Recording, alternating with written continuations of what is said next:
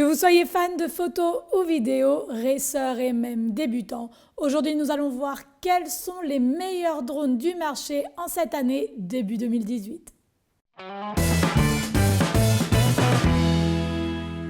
Salut les droneurs et bienvenue dans une nouvelle Geek News. Alors cette semaine, je vais tenter de vous orienter d'une manière un petit peu plus générale sur les drones qui selon moi sont les meilleurs du marché en 2018. Ceux qui me connaissent savent que je couvre majoritairement des produits DJI, évidemment puisque je suis spécialisée dans la vidéo. Mais cette semaine, nous allons faire un petit peu différemment car comme vous l'imaginez, il existe différentes sortes de drones. Je vous les ai donc classés de 3 manières différentes. Tout d'abord, nous allons voir quels sont les meilleurs drones lorsque l'on parle de photos ou vidéos.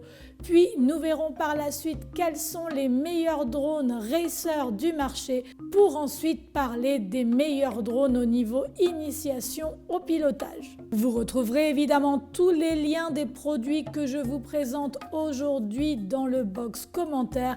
Il y a également des codes promo sur certains articles plus ou moins intéressants. Donc n'hésitez pas à cliquer sur le lien si vous désirez vous procurer les drones en question. La première famille de drones, si je peux m'exprimer ainsi, sont des drones conçus plus particulièrement pour faire de la photo ou de la vidéo. Comme vous le savez, le constructeur DJI est leader sur le marché puisqu'il permet tant aux professionnels qu'aux amateurs d'avoir des résultats d'assez grande qualité, dépendamment de leur budget et dépendamment de leurs compétences évidemment. Le premier drone de DJI qui concerne plus particulièrement les amateurs, les voyageurs et même les débutants en photographie ou en vidéo aérienne et qui veulent avoir un petit résultat sympa tout en s'amusant, c'est évidemment le Spark. C'est le drone le moins cher de la gamme DJI mais également le plus compact. Je vous conseille de vous procurer le combo Spark avec la radiocommande si vous désirez l'acheter puisqu'il est difficile de piloter à l'aide de son simple téléphone. Avec ce drone, vous aurez la capacité de filmer en Full HD, c'est-à-dire en 1920 par 1080. Avec les photos, vous pourrez également faire des effets sympas, que ce soit en panoramique ou des semblants de champ de profondeur comme avec le mode Shallow Focus. C'est un joujou parfait pour commencer dans la photo ou dans la vidéo aérienne. Je dis joujou évidemment puisque pour l'instant, ce n'est pas un objet professionnel. Ensuite, le grand favori de cette année 2017 et évidemment 2018, on retrouve le DJI Mavic et toute la gamme de Mavic puisqu'à l'heure actuelle, il existe le DJI Mavic Pro, le DJI Mavic Platinum et le Mavic Alpine tout blanc qui vient de sortir, ça fait pas longtemps. Pourquoi ce drone est-il si populaire? Eh bien tout d'abord c'est à cause de sa taille et oui il est très compact, il se range à peu près n'importe où et il ne pèse pas lourd du tout. De plus vous pouvez également obtenir des résultats quand même assez professionnels avec le Mavic Pro. Je dis évidemment assez professionnel, là je vais m'attirer les foudres des fanatiques des Mavic puisque vous pouvez filmer en 4K cinéma, en 4K, en 2.7K, etc. De plus vous avez des modes de vol intelligents assez performants qui vous permettent de réaliser des mouvements doux pour la prise de vue évidemment. Lorsque l'on rentre un petit peu plus dans le domaine professionnel, je pense personnellement que les performances de la caméra du Mavic sont un petit peu limites au point de vue de la définition, au point de vue de ses performances en basse lumière comparé par exemple à un Phantom 3 Pro ou même à un Phantom 4. Selon moi, la caméra est moins bonne et ça se voit. Mais croyez-moi, si vous désirez vous lancer dans la photo ou dans la vidéo aérienne et que vous n'aimez pas vous encombrer avec plein de sacs, alors n'hésitez pas une seconde, vous pouvez prendre le Mavic Platinum ou le Mavic Pro, peu importe, et vous aurez déjà des résultats très satisfaisants, je n'en doute pas. Solution un petit peu moins compacte mais également un petit peu moins chère, vous avez les Phantom 3 SE et le Phantom 3 Pro. Ce sont de très bons drones avec de très bonnes résolutions vidéo, meilleures selon moi et oui que la résolution de la caméra du Mavic. Mais c'est vrai que lorsque l'on pilote des drones un petit peu plus gros comme les Phantom, on a déjà l'impression d'être plus pilote de drone plutôt que de faire mumuse avec un petit jouet. Lorsque l'on parle de vent et résistance, les performances du Phantom 3 SE et du Phantom 3 Pro sont plus ou moins égales aux performances du Mavic qui sont tous deux, selon moi, un petit peu inférieurs aux performances du Phantom 4 et nettement inférieurs aux performances du Phantom 4 Pro ou du Phantom 4 Pro Plus et du Phantom 4 Advance. J'espère que vous allez vous y retrouver.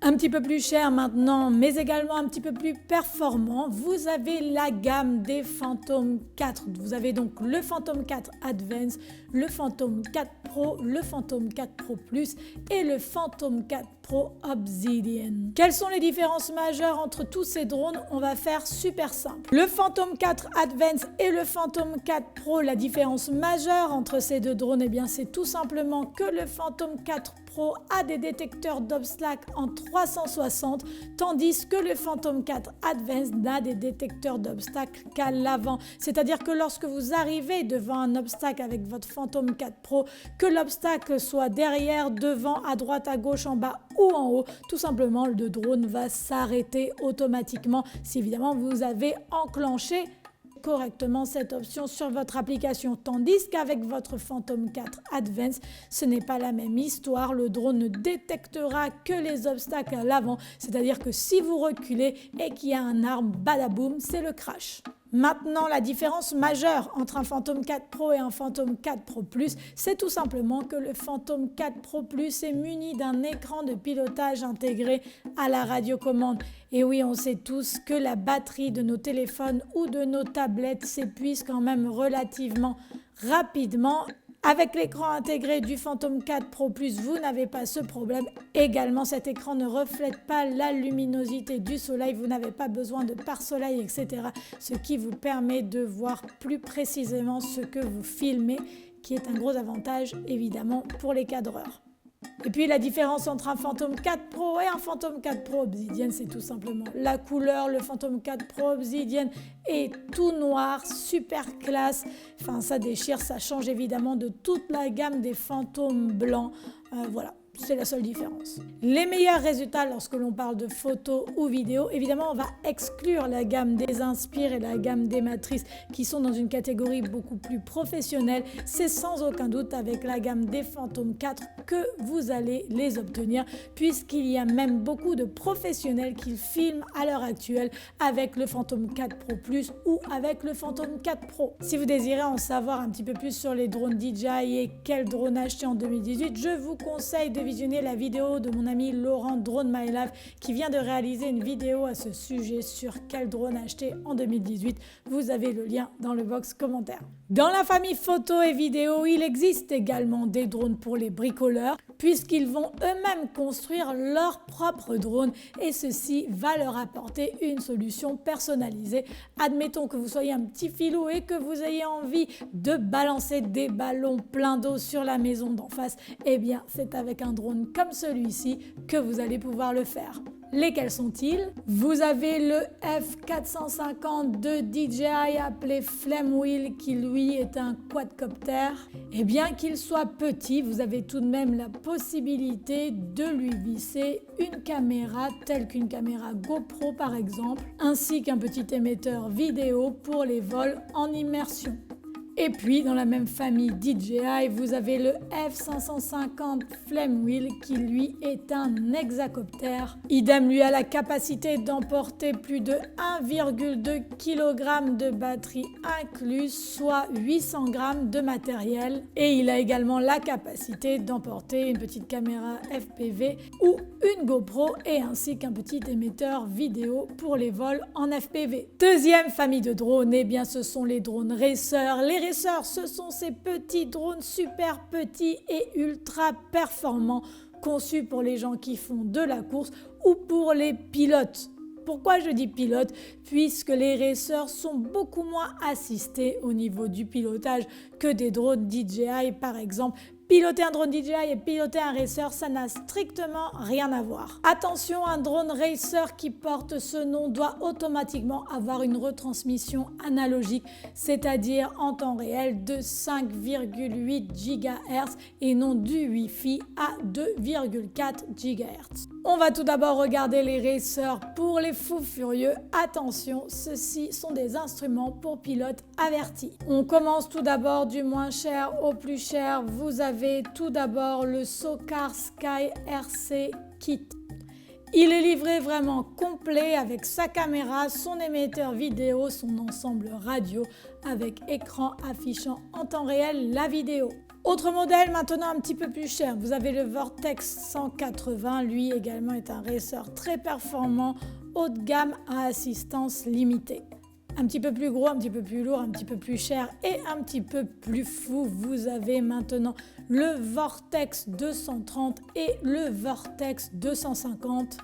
Le Vortex 250 Pro pèse lui déjà plus de 415 grammes sans batterie et c'est un fou furieux. Il existe ensuite des mini racers pour la maison et ils sont ultra petits et très performants. Lesquels sont-ils ? Je vous en présente deux aujourd'hui. Vous avez l'Obscene H107D+, et le X130TXK Innovation. Ils sont tous deux entre 100 et 150 €. Ils sont munis d'une petite caméra, mais c'est un bonus la caméra. Ce sont des super joujoux, pratiques quand on a du mauvais temps. Toujours dans la famille des racers, il existe tout de même des drones un petit peu plus raisonnables avec assistance. Ce sont, si vous voulez, des hybrides entre les racers fous furieux et entre les drones DJI. Ces drones s'adressent plus à un grand public si vous voulez y rendre tout seul à la maison. Cependant, évidemment, la vidéo n'est qu'un bonus. Ne pensez pas faire des images avec ça, parce que vous n'aurez pas la qualité que vous espérez. Ils ont le GPS, il vous faudra donc calibrer le compas, etc. Ces drones racers sont différents des autres drones racers, mais c'est avec ceci que vous allez vous initier à la voltige. Les deux drones que je vous présente aujourd'hui, eh bien, ce sont l'Obscene H502S et l'Obscene H501S. Comme vous le voyez, le 501S est évidemment plus gros que le 502. Il est également plus performant. Avec ces drones, vous pouvez utiliser le masque FPV XK Innovation. Et il fonctionne parfaitement avec tous les drones racers que je viens de vous présenter. La troisième famille de drones, eh bien, ce sont les drones d'initiation au pilotage.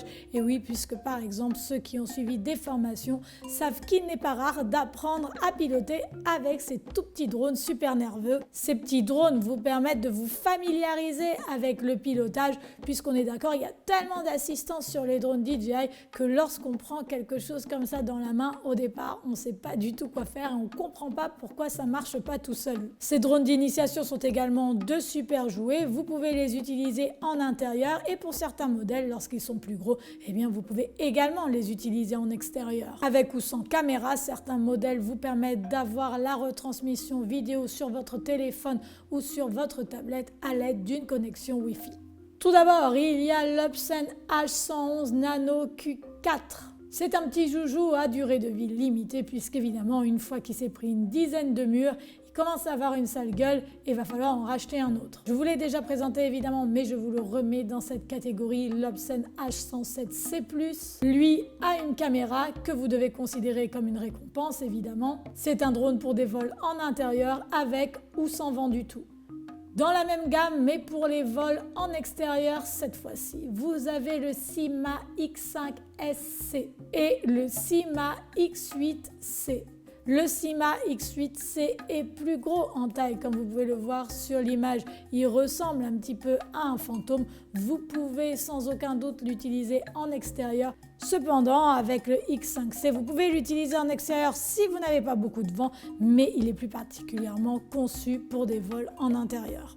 Et puis mes deux petits coups de cœur de la semaine, vous avez le T2M Spirit Race 3 et le Nine Eagle Galaxy Visitor 6. Ils sont parfaits pour apprendre à piloter, ça vole bien, c'est costaud, c'est pas vraiment des racers, mais c'est parfait pour l'initiation. Vous avez une petite caméra pour voir l'image au sol. Ils sont sains, ils volent bien et ils sont bien équilibrés. Voilà les amis, Geek News un petit peu plus général cette semaine. N'oubliez pas que vous pouvez cliquer dans le lien du box commentaire si vous désirez vous procurer le matériel avec un code promo également. N'oubliez pas de cliquer sur je m'abonne si ce n'est pas encore fait. Vous pouvez également me suivre sur Facebook, Instagram, le site web, Snapchat, la totale. Et moi je vous dis à bientôt pour une nouvelle Geek News. Bye!